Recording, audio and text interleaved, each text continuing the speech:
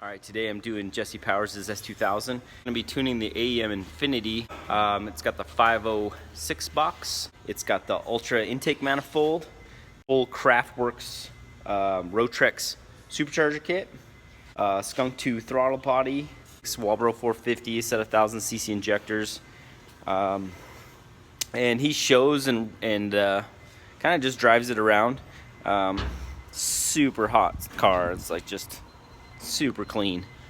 If you're using AEM Infinity, you want to make sure you run it as an administrator, so you don't just click on it and open it.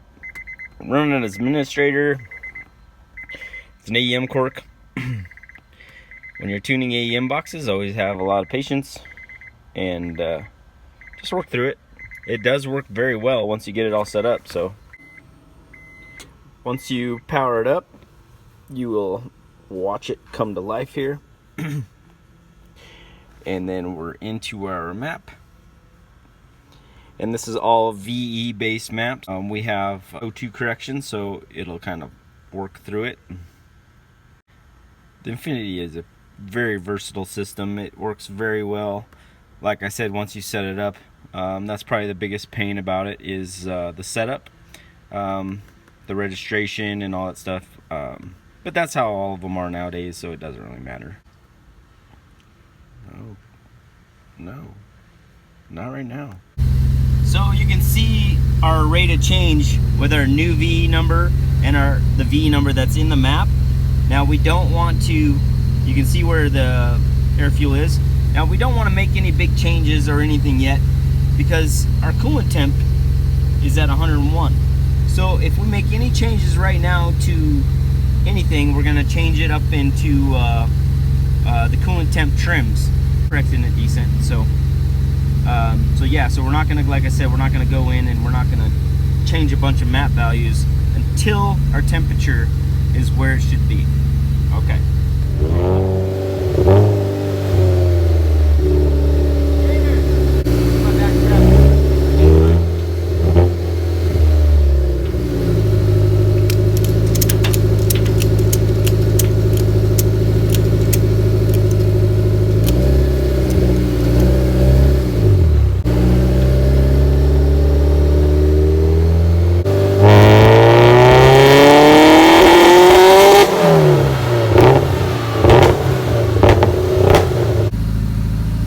So we got kind of a high idle, so I'm going to go in and I'm going to try to see if I can't solve that real fast. Nice find, Todd. You just shut it off in 1 second. Where at? Right here. Oh. Well, yeah. Well, we'll get that solved and this thing ought to make some power.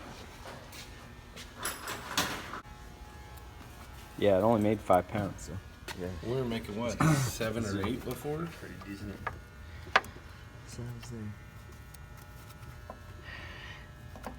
Is there anything that's supposed to go to the idle motor? Or? No idea.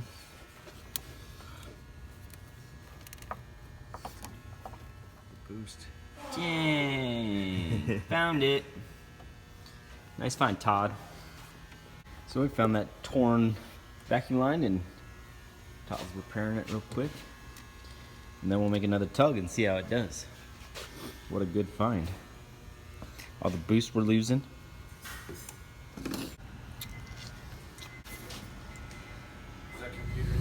As you can see now, we got the idle all under control. And we're ready to start making some more tugs.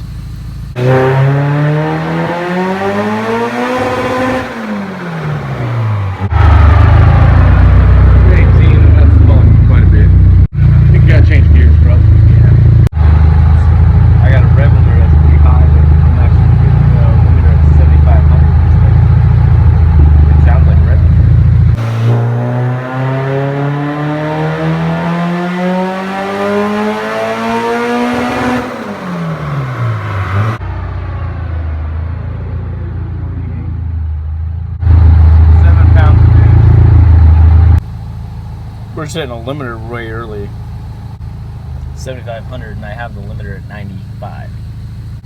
So we have a bug here somewhere.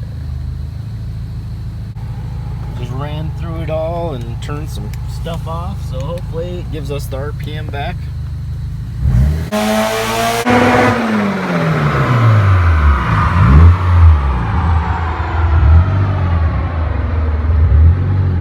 Alright, so AEM had a bug in it. We had a rev limiter stuck at 7,500. So since I was stuck at 7,500 and I went through the entire thing, all the wizards, everything, and no matter what I did, I had the rev limiter at 7,500. So what I did was I started over. So I put in a new base, updated the firmware, went in and redid all my injector compensation tables, went through the map, redid the ignition, and now we're rocking. So I did a quick test session, or a quick test, and I could rev it all the way out now again. So no more rev limiter at 7,500. So at 7,500 we were making 350 horse, and kind of stuck there. Now I'm making 400 horse, and everything's looking a lot smoother. So in here I went in and redid all the map, redid all the injector tables, and let her rip, tater chip. Yeah, that felt good. How we look? 406. 406? I just need to pull at that last little couple hundred. So I let out a little early. No big deal. Save my log. Come back in here. Let's look what we got going on here. See what our rev limiter's at. We may just give her a little more now. This car does have springs and retainers in it. So we got a 9,000 limit. That'll be alright. We'll just leave it there. I just gotta man up and bump it.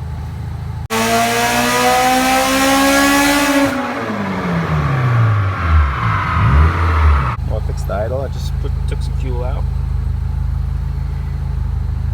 There we go. You can see the new VE numbers versus the VE number I have in here. So could probably go 66 in that range to get to the same number, which is we're looking for 14.11. So it's kind of working it. But though two sensors at work, so. And let's look at our log here. So we made approximately 9.6 pounds right at the peak. So this red one is our boost. So you can see it's very linear as it comes in. The ignition timing, you can see it just kind of comes out of it towards the top there. And I got around 17 degrees in up top there. Injector duty cycles is 73% with an 1161 air fuel ratio. When I hit VTEC, I need to add a touch of fuel. So at 5100 I need to put a little bit of fuel. Not a lot, just a little. 5100, and what was the, did you guys see what the boost was? So at 2 pounds. And then I'm going to repair some of these too, so it's just a nice smooth transition. And then we'll smooth it, and it's good. So that one was 424.49, 9.5 pounds of boost with a rev limiter at 9,000. I could probably move it up. You can see the rev limiter could move up some, and it would probably keep making some power because we haven't leveled out yet. But I would think that's pretty safe for a guy to go run around on the street. He does have springs and retainers, and you know, they got a factory limiter of 9,000 anyway. But what a beast. How awesome.